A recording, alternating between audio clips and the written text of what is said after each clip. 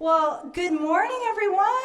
It is fabulous to have you all here for this amazing celebration. Such a pleasure to be here with our special guest, Jim Carbone. Wonderful, wonderful usher. We're going to look forward to getting to talk with Jim this morning. I also want to welcome Naomi Silver, the owner of the Rochester Red Wings, who is with us too.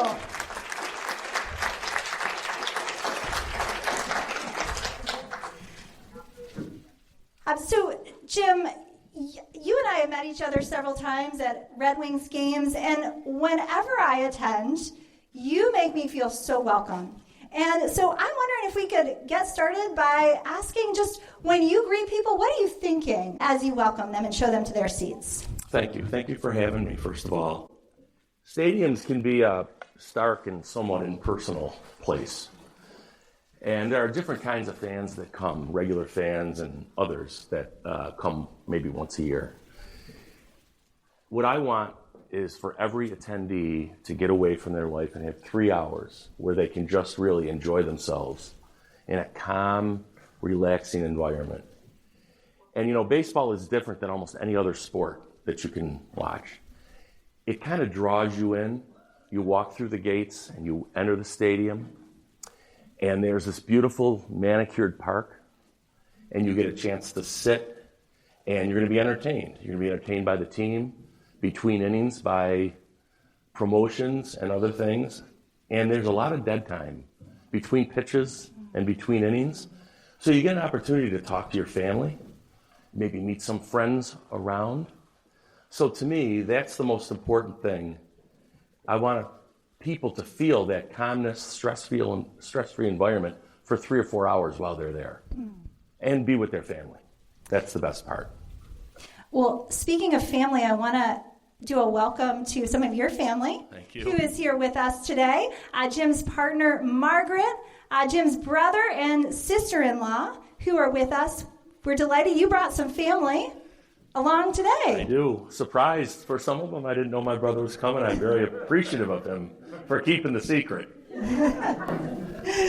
What are you aiming for people to experience in the hospitality that you provide? Well, from my perspective, I want to actually initiate that feeling of calmness. You know, people walk in and they may not know what to expect.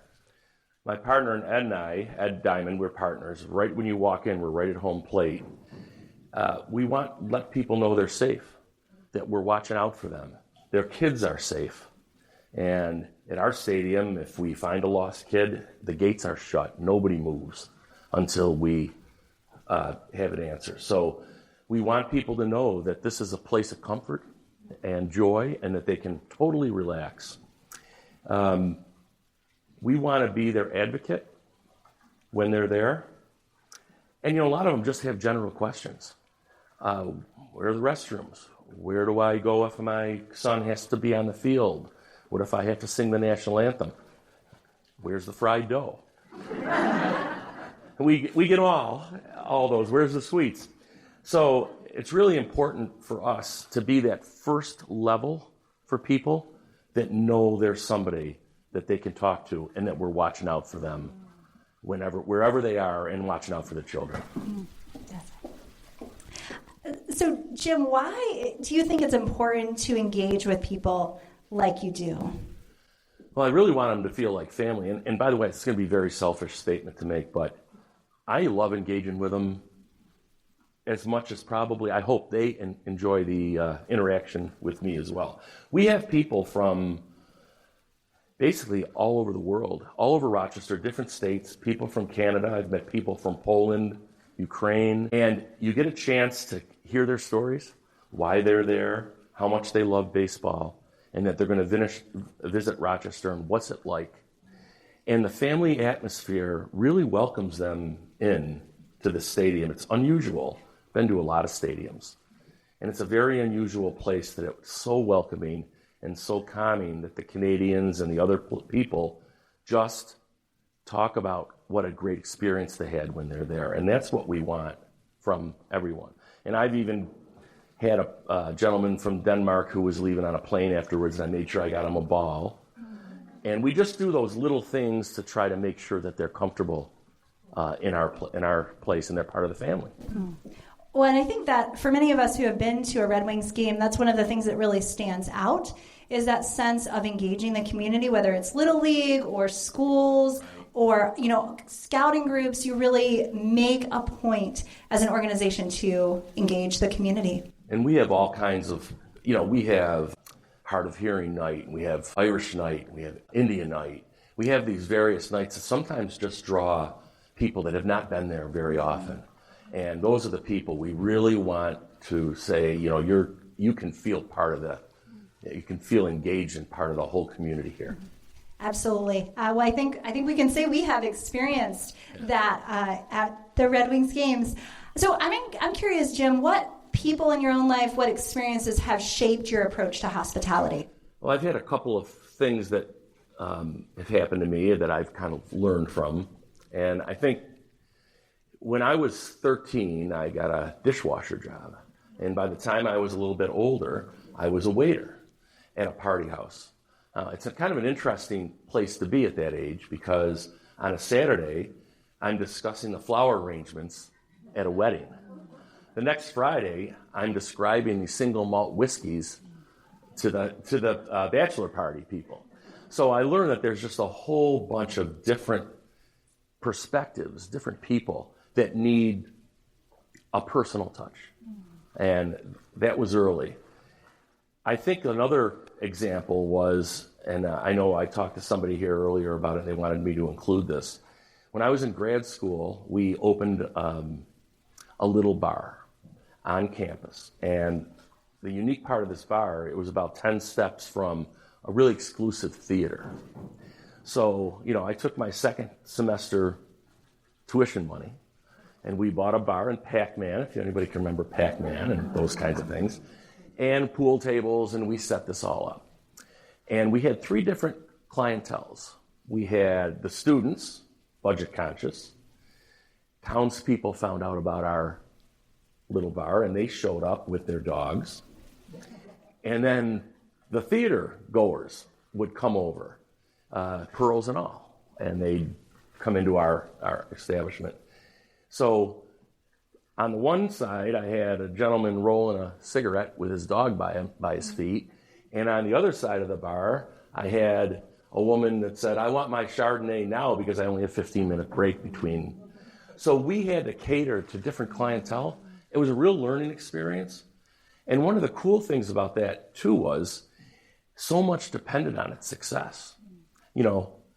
If we weren't experts at hospitality, I probably wouldn't graduate or eat, maybe even. So you learn the lessons that way, and it's really important because everybody has different perspectives, everybody has different needs, and you try to make them comfortable and make it personal.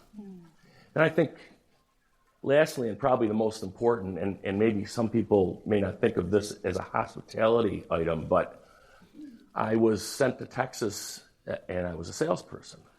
And what they did was they gave me a partner. So I was a 24-year-old Yankee Italian Catholic from New York, and I was partnered with a 50-year-old Texan from Lubbock, with a long, lanky Texan from Lubbock with a drawl and a family. And we ended up being best friends. It was fantastic. But I learned something from him. And while it may not apply directly to hospitality, it did apply to hospitality as far as I was concerned. When we went to see our first client or any new client, we never talked about our product. We got to know that person. Oh, your son's a fireman. I see the picture behind you. Where is he a fireman? What brought you to Dallas? How did you get here? What's your favorite restaurant? And the engagement happened. And it was more of a personal engagement because, as Dave would say, people buy from people and people buy from people that they trust. So is it a sales technique? Maybe, but with Dave, it was how he really felt. He really loved people and he really wanted to get to know them. And if they ever had a problem, he would take care of it. Then, of course, at the end of as we're walking out, Dave also has a job to do, so he'd say, why don't you come to our office? Bring anybody you like. And we'll set out coffee and cake, and you bring some work, and why don't you run your work on our printer? What better can it be than you come to visit us and get work done while you're there, and we'll take care of you. And again, it may not be the kind of hospitality you think of when you greet somebody at the door, but it's the same thing in that people and comfort and personal touch is what makes a difference. Well, I love, Jim, hearing those stories because of the way I think the church can learn from areas outside the bounds of the church doors. Lessons about making people feel welcome, putting them at ease, and bringing together a wide variety of people, as in the story about the bar that you were part of when you were in college. Really powerful. Which I was hesitant to tell the story about it's that. It's all right. To be honest. It strikes me as a Jesus kind of story. It really does. It really does. A little bit of that in the Bible, too.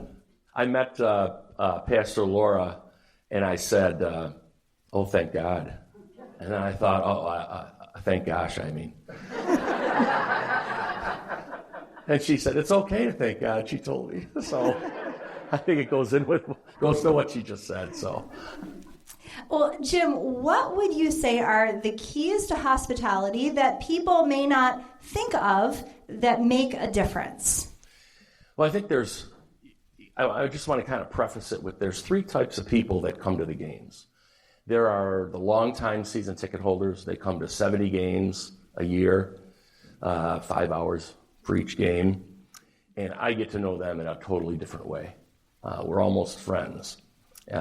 We know what they do on their week off. We know what vacations they take, what illnesses they have. We know about their kids. In fact, I've seen children that were born and are now teenagers, and I've kind of watched them grow. And those are more the regular, everyday people. And it's wonderful to know them. Then there are the people that come occasionally, and I would probably put you in that category. And you think about that, somehow we engaged and began to talk and got to know each other a little bit. So that's the second group of people. And the third, I think, are just totally new people. And they walk into this environment and they may not know anything, know where to go in any way, shape, or form. So there's the first step, I think, in hospitality is to acknowledge the person that's arriving. I see you. I know you're there. I may be busy helping someone else, but I'm coming back to you. I'm here. I see you. I don't know if you've ever been to a restaurant where you've actually sat down or have been seated and you have no idea if the waitress or waiter knows you're there. And all you really want somebody to say is, I'm getting hot food for this table. I'll be right there. I'll be there in a minute. I'll get your water, whatever it might be. That's all you really want. So the first step is kind of the acknowledgement part. I see you. I'm coming. And that kind of makes them relax. They know they're going to be taken care of. And the next is to help them in whatever they need. And they may need all kinds of things. And they may have all kinds of questions. And like I said earlier, where do I stand for the flag? What if my son wants to walk with the Little League on the field? Where are the restrooms? It could be anything. But while we're helping them, I think the most important thing is the personal touch we talked about. There's something to discuss. Maybe they're wearing a sweatshirt that says Yellowstone on it, or a hat, or something that you can engage them with. Oh, you went to Purdue. How are they doing in football? I mean, it could be anything. And what it does is a little bit of a personal touch to that person, and you have a chance to engage them in some way. And now they're part of the group, and they know you're there. And that's probably the most important thing. To me, I mean, it's obvious that if somebody has a baby, you say, oh, that's a beautiful baby. Well, who doesn't want to show their baby for a couple of minutes? Everybody does. And so that's the kind of thing. And to find common ground, to find something to laugh about. And I think, in a way, that's kind of how we cross paths. And, there are techniques which, I actually learned early when I was going to be in sales. Techniques to keep the conversation going. I actually wrote a couple of them down right here. And things like, tell me more, or I understand where you're coming from, or that's a great point, or I never thought about it that way. things to keep people engaged with you so that they feel like you're concentrating on them and thinking about them. I also have, as a usher, we meet all kinds of needs. I have a gentleman that's blind that comes in there, and I've walked him to the restroom to help him. And then we have the hard of hearing nights, and I can say, can I help you find your seat? So I've learned in some ways to communicate with people and let them know that they have someone to come to if they ever need to. And so that's kind of my perspective of kind of acknowledgement, make sure that whatever their needs are met, and then try to engage them. And, but it can be a funny engagement too. Somebody can be standing there, I lost my wife. Well, who's got the keys? I do. She'll find you. Or the money. Well, she's got the money. Well, you better find her. And so there's just to try to make it a little bit personal as you're walking them to the seat. I think that's the key point that I'm trying to make. Yeah. Making it personal, seeing them, engaging with them. Yes. A little humor. A little humor. And I think they also know that then they can come to you, that there's somebody there. I remember this another story that I'm just going to throw out there. I think we got a minute. I can remember learning that we had a hard of hearing night, and there was RIT was there, and St. John Fisher was there, and Nazareth was there. And I wanted to learn to tell the RIT people, they were up making some noise up at the top. And I wanted to say, RIT is better than Nazareth, and sign it. So I had somebody teach me, and I went up and I signed it. Part of the reason was they were getting very loud. And I wanted them to see me, and that way I could go back up if it was later on in the day and I had to say something to them. I could say, hey, you guys, just calm it down a little bit. So I engaged them in the beginning, knowing that maybe down the road something was going to happen. Well, what you don't know is when you do sign is everybody else can see it too. So I told RIT how much they could beat St. John Fisher and whatever. And all of a sudden, I hear all these St. John Fisher kids screaming at me. They could read the sign, and they were not happy about that. So I had to go up there. But the whole thing, it's still lots of laughs, lots of engagement, lots of personal touch.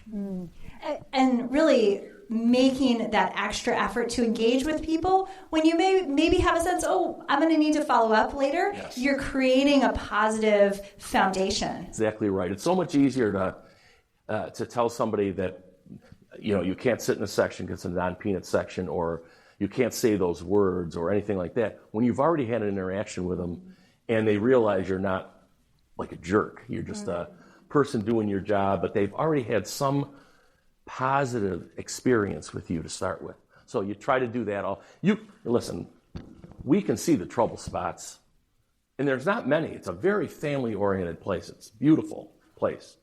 But if there is a trouble spot, we almost see it before the first pitch is thrown. And the best thing to do is go down there, talk to them. We don't have to talk to them about what we think is going to happen. We just go down there, hey, how you guys doing? Settled in? Are you in the right seats? We're here, and we're right behind you. So it's kind of a preemptive strike kind of thing, but it's a very friendly preemptive strike. Absolutely. Jim, do you ever get any complaints? I would say we get a complaint probably every other game. And you never know. When somebody has a complaint, the first thing you have to do is listen to them as if you're taking your vows on the altar.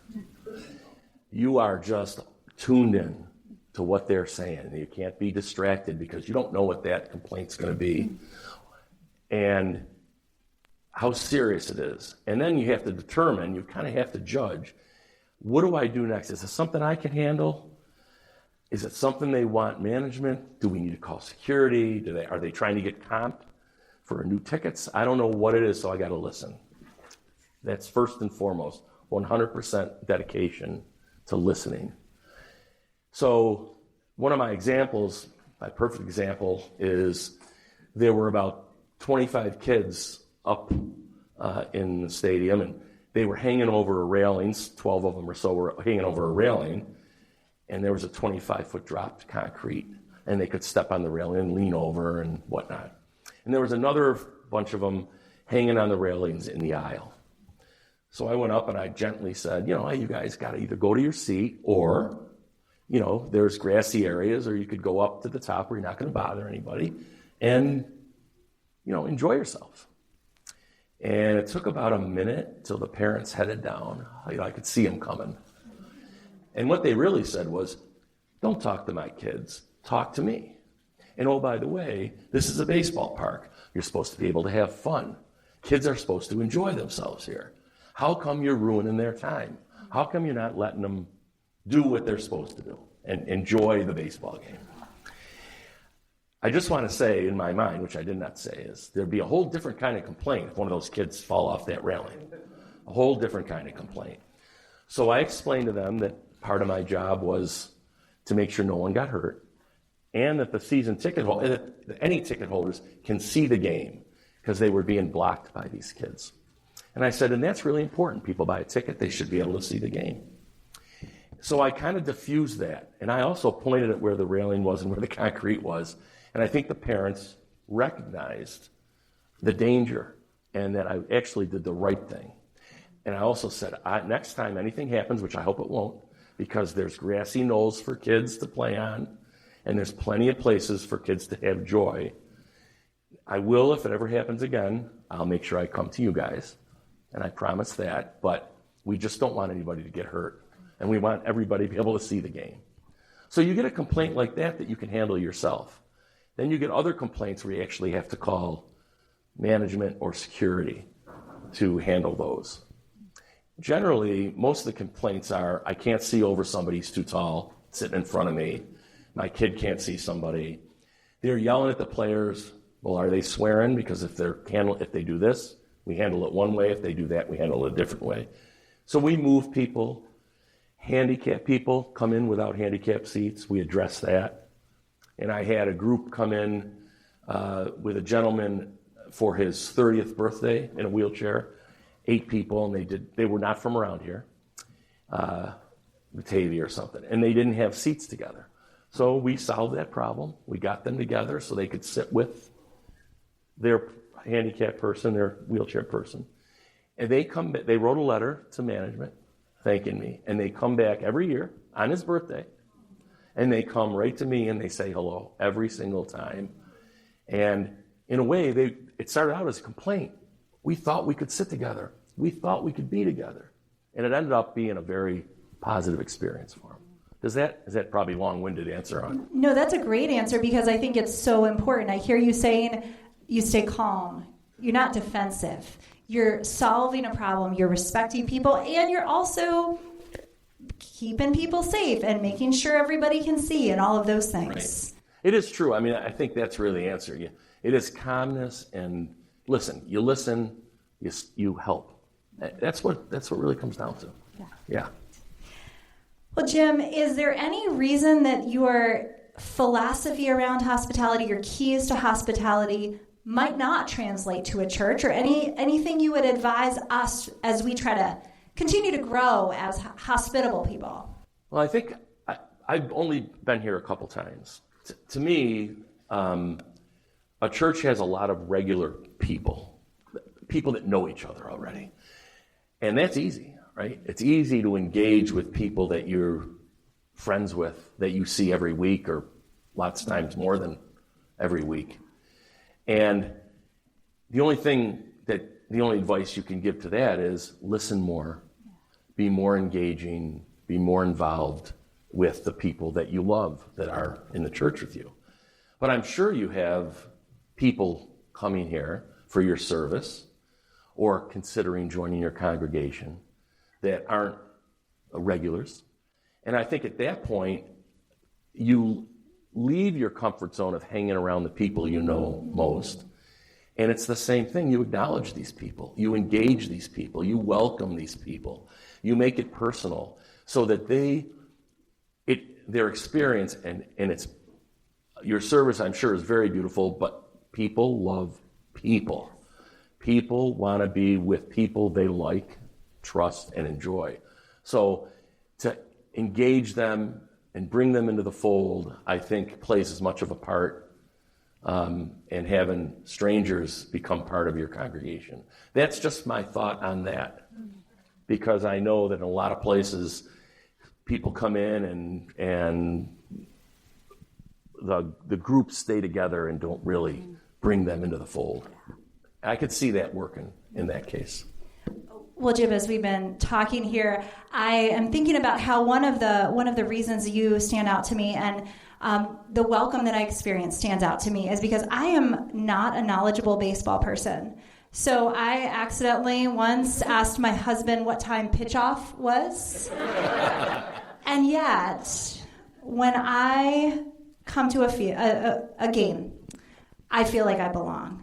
And I think that's where, as a church, we are looking to help people who are coming in, don't know what they're doing, want to know what time pitch-off starts, feel like they too belong. Absolutely. It's a smaller place in a good way because of that hospitality. Absolutely. And from what I've seen here, you have it. You really do, because I've been here enough to know that I see the friendliness and even the people in the office. Some of the nicest people I've ever met in my life. Right through those doors over there. They're just wonderful people. Well, speaking of those doors, Jim, I understand we have a special guest with us today. I do. So we absolutely have a special guest. We have a special treat, and this guest actually flew in this morning just to be part of this event. And I've been to a lot of ballparks, and no one is better than this person. Please welcome our mascot, the real big bird, Spikes.